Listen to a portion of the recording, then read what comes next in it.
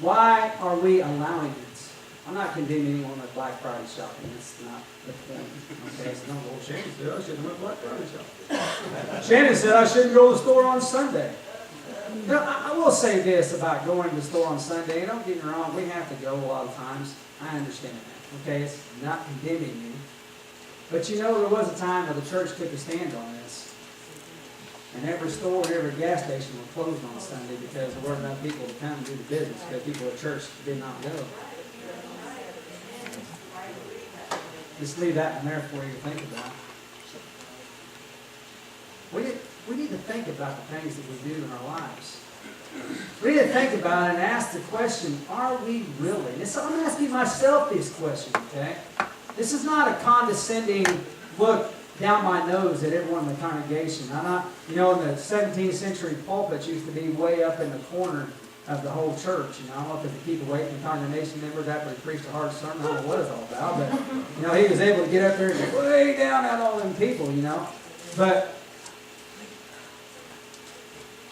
these are difficult questions to ask. And many of you will be offended. Many of you will not ask and not even think about it anymore after we leave today. But we have to ask these questions and wonder why, for the first time in our nation's history, were two lesbians allowed to propose to each other in the White House. Why? That's our White House. Did you know that? That's your White House. Did you know that? Oh, no, it's the president. No, it's not. He's a servant to the public, although he believes he's a king. Not the Bible, but the Constitution says, we the people. That's my White House. That's your White House. Do you approve of two lesbians getting down on their knees and proposing to one another? Do you approve the White House website putting out all kinds of propaganda that upholds homosexuality and abortion and things like that? Did you know that 45 minutes after President Bush left the White House, that the new website came up and all this junk came up with it that wasn't on there previously? I'm not upholding President Bush as a righteous man. I'm not saying he is or isn't. I'm just saying that's what took place the day he left. Why? Why is it going on? What is happening to our nation? Do we point the finger at our politician? It's their fault, isn't it? It's got to be their fault. No, we elected them.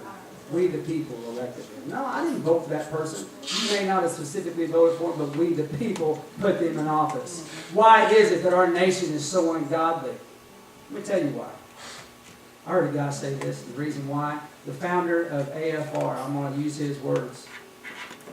The founder of AFR, American Family Radio, Talk Radio, if you haven't listened to it, it's a good one to go to. What inspired him was a sermon that he heard. And this is what it went. I'm a Christian. I go to church. I hear the preacher preach, and I go home. I'm a Christian. That's what we do. We go to church. We hear the preacher. We go home. We're a Christian. That's what we do. And he went over that 4 or 5 more times. And it really stuck with me. Is that you, friend? Do you just go to church? Then you go home. What's wrong with that? We're supposed to go to church and go home. Yeah.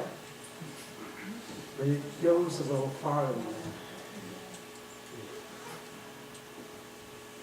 Is that who you are? Is that what you do? Why do you go to church? I don't know. It's just what we do. Kind of feel good about going and see my friends there. That's the only reason to go, really.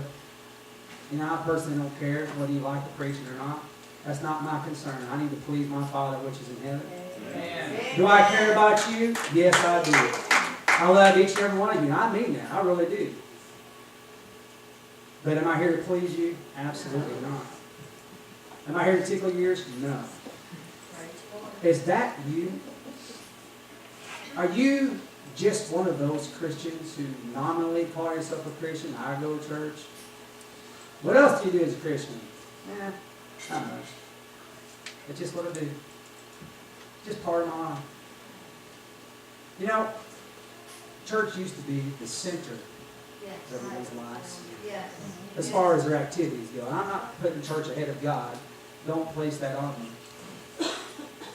But the church life used to be the center. It's what everybody used to schedule around the church.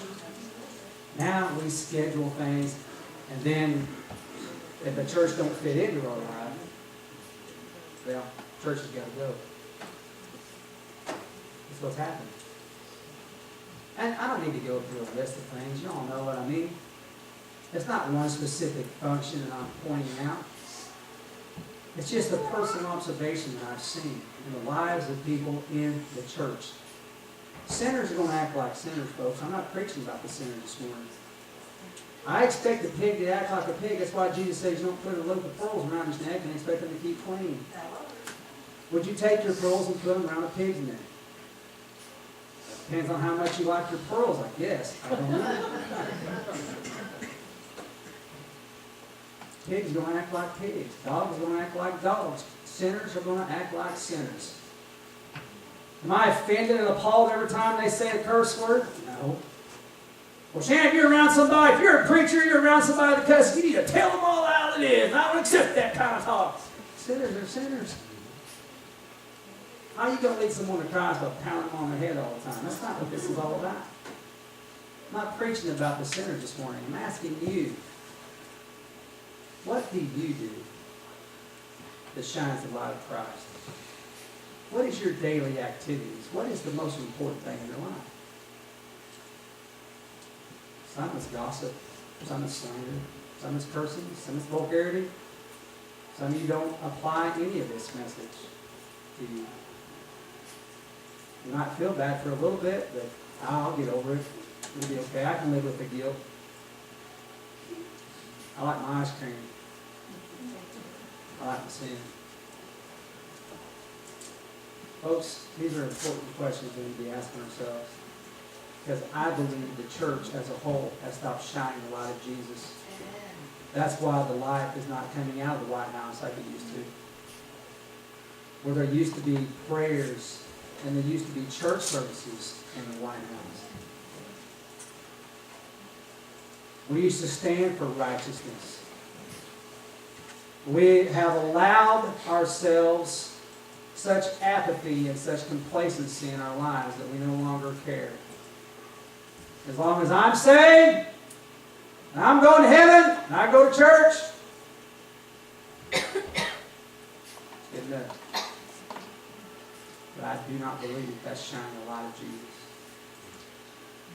I believe it's more than that. And we need to ask ourselves these difficult questions. What am I doing with my life to shine the light of Jesus? Because that's what it's all about. So next time you read this, chapter 10, verse 22, we read this morning, you read the Feast of Dedication, the Festival of Lights, Hanukkah. To those who believe in Jesus, that's what it's all about. Blessed you, O Lord our God, King of the universe. We thank you for allowing us to be here. We thank you for doing miracles in our life. And you have commanded us to shine light. That's the prayer. Let us stand.